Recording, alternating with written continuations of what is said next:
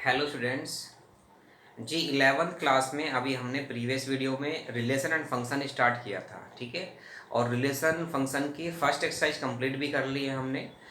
That is depend on Cartesian product, और Cartesian product हमने बताया भी है, मैंने बताया भी है।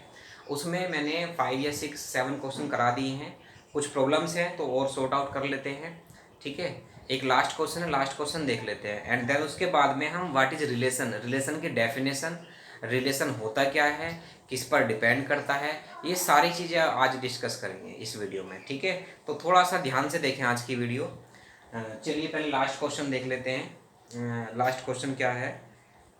2.1 का लास्ट क्वेश्चन वो कह रहे हैं, क्वेश्चन नंबर 10 है। 9 तक मैंने आपको समझा दिया था। The Cartesian product A cross A has 9 elements among which are found -1, 1, 0, 1। Find the set A and the remaining elements of A cross A. ठीक है, तो देखें आप 10 क्वेश्चन में क्या कहा है, यानी कि number of elements A cross A कितने हैं जी? 9 है। तो definitely n A multiply n A कितना होना चाहिए? ये 3 × 3 होना चाहिए, यानी कि एन ए में जो है वो 3 एलिमेंट्स होंगे। ठीक है, according to this number of elements in set A कितने होने चाहिए? 3 होने चाहिए, क्योंकि 3 की मल्टीप्लाई करके ए क्रॉस ए में 9 एलिमेंट ऑब्टेन होंगे। ठीक है, चलिए देख लेते हैं। एक ए क्रॉस ए के कुछ एलिमेंट दिए हैं आपको, वो दिए हैं करली ब्रैकेट, 2 एलिमेंट दे रखे हैं आपको, -1, 0 एंड 0, 1। ठीक है, तो हमारा रूल क्या है कि जो पहले एलिमेंट है वो सेट ए से बिलोंग करते हैं और सेकंड एलिमेंट सेट बी से, लेकिन सेट बी तो इसमें है नहीं, सेट बी की जगह कौन सा रिप्लेस है? सेट ए ही है। तो यानी कि पहले वाले एलिमेंट भी सेट ए से बिलोंग करेंगे और सेकंड वाले एलिमेंट भी सेट ए से बिलोंग करेंगे। तो therefore we know that element -1, 0 belongs to किससे? ए से। देयरफॉर ए सेट में एलिमेंट कितने आ गए? -1, 0 एंड, और सेकंड एलिमेंट क्या है? 0, 1। 0, 1 भी किससे बिलोंग करेंगे? सेट ए से, क्योंकि ए क्रॉस ए है, बी तो है नहीं है। तो यहां से इसके हिसाब से ए में एलिमेंट कितने आ गए? 0, 1। अब ए को कंबाइन कर दो तो एलिमेंट आ गए -1, 0 तो 2 बार है तो 1 बार लेंगे आप, और ये आ गया 1। तो ये 3 एलिमेंट ए के ऑक्टेंड हो गए आपके, यानी कि सेट ए में -1, 0 और 1 ये तीनों एलिमेंट है। और ऊपर देखे डेफिनेशन से तो वहां पर भी number of elements in set A कितने हैं? 3 ही है। ओके, तो 3 एलिमेंट आ गए। अब इसके बाद में रिमेनिंग पार्ट निकाल दो इसके ए क्रॉस ए के। तो ए क्रॉस ए तो फाइंड करना आता है आपको। ये हो जाएगा करली bracket -1, 0, 1 cross -1, 0, 1।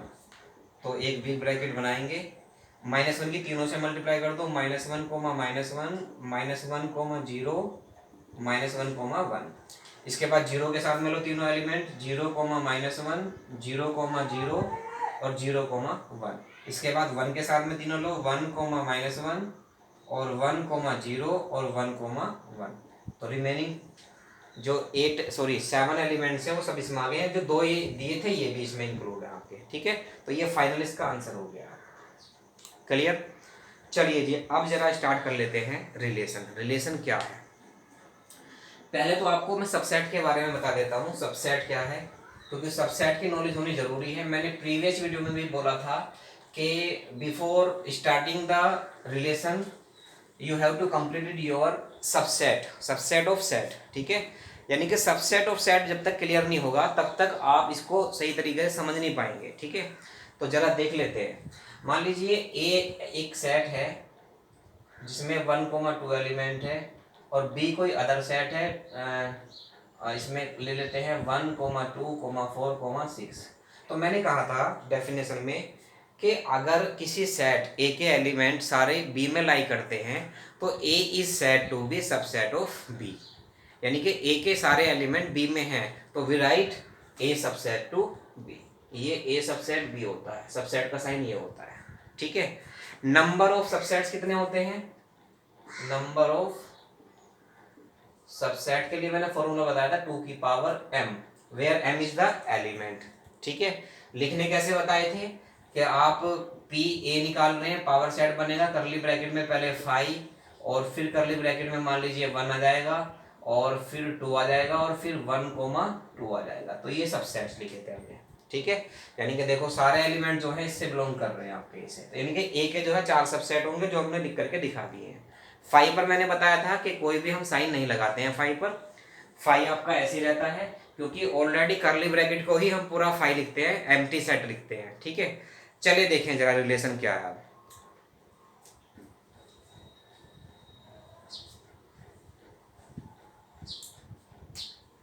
Relation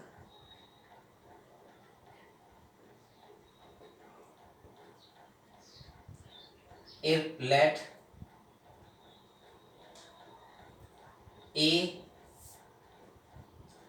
and B are two non empty sets।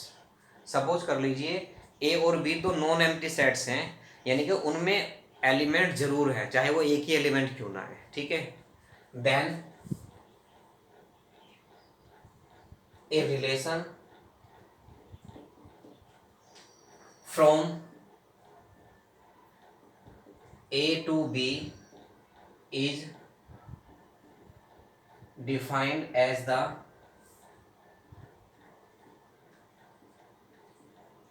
subset of A cross B। यानी कि ए और बी का जो कार्टेशियन प्रोडक्ट होता है उसके जितने सबसेट्स होंगे वो सारे क्या होंगे, रिलेशन होंगे। देखो रिलेशन का मीनिंग आप जानते हैं, संबंध, यानी कि किसी सेट ए के एलिमेंट का किसी सेट बी के एलिमेंट से एक संबंध होना एक रिलेशन होता है, ठीक है। वो संबंध कैसा है, जब आप ए और बी सेट का कार्टेशियन प्रोडक्ट निकालेंगे तो उसमें जितने भी एलिमेंट आएंगे वो सारे ही रिलेशन हैं किस पर, ए टू बी। यानी कि जो रिलेशन है, relation is a subset of A cross B. मैं लिख भी रहा हूँ, रिलेशन इज ए सबसेट और equal to A cross B, ठीक है जी। अब देखो ए क्रॉस बी में जितने भी एलिमेंट होते हैं वो सारे ऑर्डर्ड पेयर की फॉर्म में होते हैं। तो इसका मीनिंग ये है कि रिलेशन में जो एलिमेंट होंगे वो सब ऑर्डर्ड पेयर की फॉर्म में होंगे, ठीक है जी। रिलेशन को भी हम दो फॉर्म में रिप्रेजेंट कर सकते हैं, roster form and set builder form, ठीक है। अब मैं आपको बताता हूँ, सपोज कीजिए आपके पास में एक रिलेशन लिखा हुआ है, एग्जाम्पल मैं बता रहा हूँ आपको। एक रिलेशन डिफाइन किया गया है ए कोमा बी, देखो इसी फॉर्म में होगा ना, ऑर्डर्ड पेयर रिलेशन इस फॉर्म में होगा। ए किससे बिलोंग कर रहा है, सेट ए से, और बी किससे, सेट बी से। यानी कि ए बी जो है रिलेशन का एक एलिमेंट है सच दैट कैसा है कि A minus B is equal to 0, इस तरह से ले सकते हैं, ठीक है। And A B less than to 5, A B जो है वो किससे, 5 से लेस देन है, और दोनों ही क्या हैं, belongs to natural number, natural number से बिलोंग कर रहे हैं, ठीक है। तो जरा देखें रिलेशन क्या बनेगा, ये सेट बिल्डर फॉर्म है, ये रोस्टर फॉर्म है। मैंने ए की वैल्यू 1 ली तो बी की वैल्यू भी 1 लेंगे तभी तो दोनों का डिफरेंस 0 आएगा, ठीक है। मैंने ए की वैल्यू 2 ली तो बी की वैल्यू भी कितनी लेनी पड़ेगी, 2, तभी तो दोनों का डिफरेंस 0 आएगा। 2 3 नहीं ले सकते क्योंकि 2 - 3 तो -1 होगा।